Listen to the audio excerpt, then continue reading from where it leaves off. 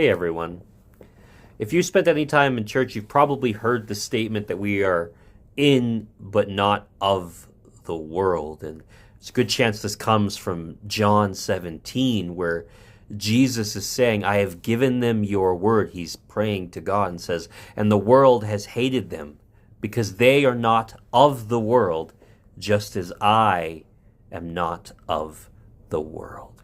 In fact, one of the names for church is ecclesia or ecclesia, depending on how it's pronounced. Probably both of them is the wrong way to pronounce it. But that literally means to be called out, a called out assembly.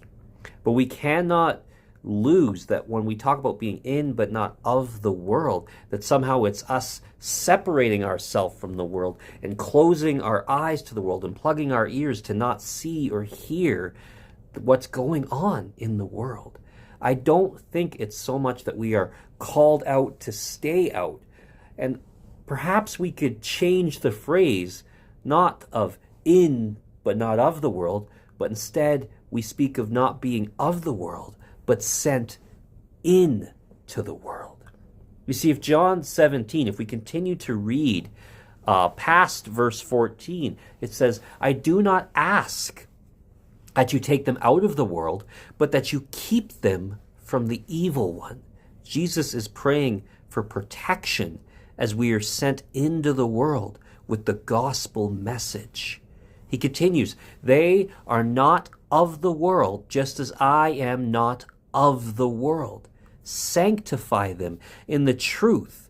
The word is truth. Your word is truth.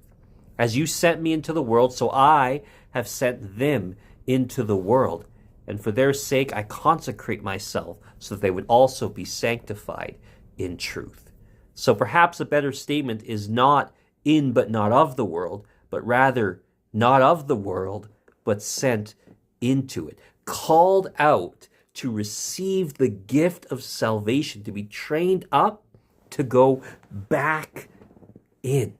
To go back in and share the good news of Jesus, to go back into the world and be different, be a light in the community.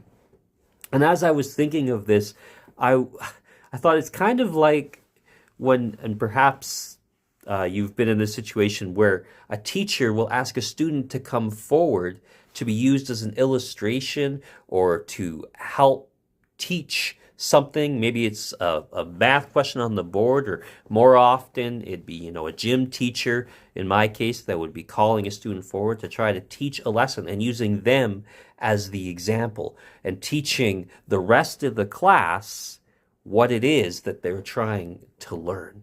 So this teacher has called out a student to be an example of the lesson.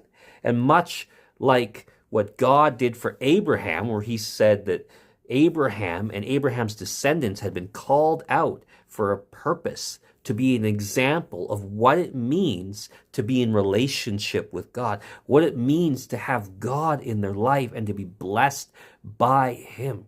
As we, as followers of Christ, are called out, taken out, that we're not in the world, but we are trained up and sent back into as examples of what it is to be followers of Christ, to be examples and to show the joy that is found in Jesus, to grow the fruit of the Spirit and share it with others.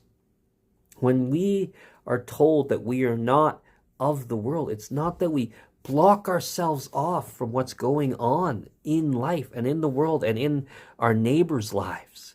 But instead, we are sent into with the true message. I've often called it putting on your spiritual hip waders and going back in to the muck and the dirtiness that can be found in life, going into the dark places with the light of Jesus and sharing with others the love of God.